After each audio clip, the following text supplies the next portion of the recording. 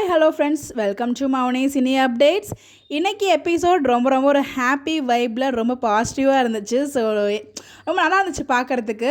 So இதில் முக்கியமான விஷயம் அத்தை தாங்க ஹைலைட்டடான விஷயம். இன்றைக்கி எபிசோடில் நோட் பண்ண வேண்டிய விஷயம் இவங்க ஒருத்தர் தான். என்ன அப்படின்னு பார்த்தீங்கன்னா, நிறைய விஷயங்கள் நோட் பண்ண வேண்டியது இருக்குது. விஜய் காவேரி அந்த செயின் விஷயம் நோட் பண்ண வேண்டியது. பட் இருந்தாலும் இந்த இடத்துல ஒரு முக்கியமான பாயிண்ட் என்ன அப்படின்னு பார்த்தீங்கன்னா, ஸோ அத்தை வந்து விஜய் கிட்ட பேசுவாங்க இல்லையா, நம்ம அப்படியே சொல்லியிருக்கோம் அத்தை மேலே ஒரு ஹோப் இருக்குது அப்படின்னு சொல்லிட்டு. ஸோ இன்றைக்கி அங்கே பேசும்போது எனக்கு ரொம்ப பிடிச்சிருந்துச்சு ஒரு விஷயம். ஏன்னா அப்படின்னு பார்த்தீங்கன்னா, இங்கே காவேரி கிட்ட விஜய் கிட்ட பேச வராங்க. பேச வரும்போது ஃபஸ்ட் ஆக்சுவலாக நான் கோவமாக தான் இருந்தேன் உன் மேலே. பட் ஆனால் நீ பக்கத்தில் இருக்கும்போது அந்த கோவம் இல்லாமல் நான் கிட்ட நார்மலாக பேசுகிறேன் அப்படின்னு சொல்லிட்டு அவங்க சொல்லுவாங்க இல்லையா, அவங்க கிட்ட சொல்ல வரும்போது இப்படி பண்ணலாமாப்பா அப்படின்னு கேட்கும்போது, இப்போ கூட நான் ரெடியாக தானங்க இருக்கேன், அங்கே தாங்க பிரச்சனை, அங்கே போய் கேளுங்க, நான் உங்களுக்கு விட்டுட்டு போகலையே, உங்கள் தம்பி போனால் நான் விட்டுட்டு போகலையே, நான் வந்து இப்போ கூட நான் வாழ்க்கை ரெடியாக தான் இருக்கேன், பட் அவங்க தான் அக்செப்ட் பண்ண மாட்டாங்க, நீங்கள் பேசுனது இங்கே கிடையாது, அங்கே தான் போய் பேசுகிறேன்னு சொன்னதுக்கப்புறம் ஸோ எதை சொன்னால் வலிக்குமோ அதை கரெக்டாக சொல்லி சாப்பிடும்போது ஒரு கொஸ்டின் கேட்பாங்க. அதான் வேணான்னு முடிவு பண்ணிட்டீங்கல்ல, அப்புறம் எதுக்காக இன்னும் கழுத்தில் தள்ளி போட்டுட்ருக்கு, அது தள்ளி கைட்ட வேண்டியதானே அப்படின்னு அந்த ஒரு கொஸ்டின் எனக்கு ரொம்ப பிடிச்சிருந்துச்சு. சாரதாவை வந்து ஃபஸ்ட்டு நான் அவ்வளோ இருக்க சொல்லவே இல்லை, அவள் போகிறதா இருந்தால் போகட்டும் அப்படிங்கிற மாதிரி ஃபஸ்ட்டு சொல்லுவாங்க.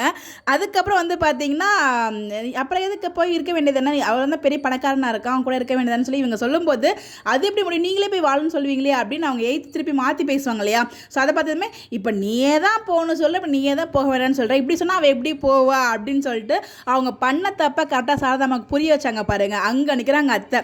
ஸோ இதுதாங்க ஊரில் இருக்கவங்க அப்படின்னு சொல்கிறது. ஸோ கரெக்ட், அந்த விஷயம் ரொம்ப பிடிச்சது. விஜய் கிட்ட பேசின விதமாகவும் இருக்கட்டும், சாரதா கிட்ட பேசின விதமாகவும் இருக்கட்டும், ரொம்ப நல்லா இருந்துச்சு இந்த ஒரு எபிசோட். அதுக்கு அடுத்தா இது வந்து செகண்டாக ஃபர்ஸ்ட் அப்படின்னு சொல்கிறது இல்லை, பட் எல்லாமே ரசிக்கிற மாதிரி இருந்துச்சு. நம்ம காவேரி வந்து பார்த்திங்கன்னா, விஜய் கொடுத்த நெக்லஸ் வந்து போட்டு விட்டுட்டு ஃபோட்டோ எடுப்பாங்க. வெளியில் போய்ட்டு எடுக்கலாம்னு சொல்லி விஜய் கிட்ட காமிக்கணும் அப்படிங்கிறதுக்காக ஒரு நிமிஷம் யோசிச்சுட்டு வெளியே போவாங்க. அது விஜயும் பார்த்துட்டு விஜய் ஒரு மாதிரி சிரிப்பார், அந்த க்யூட்டாக இருந்துச்சு. அதை ஃபஸ்ட்டு கவனிக்க மாட்டார். ஏன்னா நானுமே யோசிச்சேன், காவேரியை பார்த்துட்டு பார்க்காத மாதிரி போகிறாரே அப்படின்னு சொல்லிட்டு, செயின் நல்லா போட்றி அப்படின்னு சொல்லிட்டு விஜய் பார்க்கறதுக்காக அவங்க ஜன்னல் கிட்ட போய் நின்றுட்டு பேசினது. அப்புறம் விஜய் அதை பார்த்துட்டு ரொம்ப சந்தோஷப்பட்டார். அந்த முகத்தில் அந்த சந்தோஷம் இருக்குது பாருங்கள், அவ்வளோ ஹாப்பியாக இருந்துச்சு. அதை பார்க்கும்போது நமக்குமே ஒரு ஹாப்பி ஃபீல் இருந்துச்சு விஜயோட முகத்தை பார்க்கும்போது இன்றைக்கி.